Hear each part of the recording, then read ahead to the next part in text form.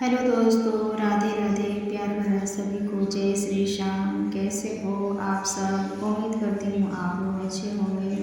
तो आज हम सुनने वाले हैं खाटू श्याम जी का बहुत सुंदर सा भजन। तो बने रहिए हमारे साथ। चलिए भजन की शुरुआत करते हैं।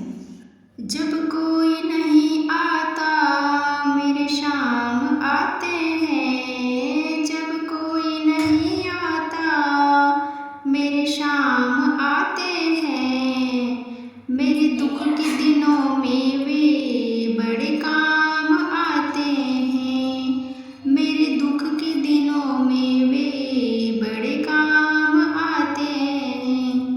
मेरी नैया चलती है पतवार नहीं होती, किसी और की मुझको भी दरकार नहीं होती, किसी और की मुझको दरकार नहीं होती।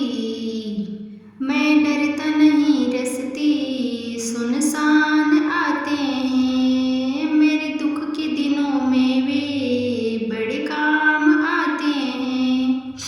कोई याद करे इनको दुख हल्का होता है, कोई याद करे इनको दुख हल्का होता है, कोई भक्ति करे इनकी ये उनका हो जाए, ये बिन भूले सब कुछ पहचान जाते हैं, मेरे दुख के दिनों में ये बड़े काम आते हैं।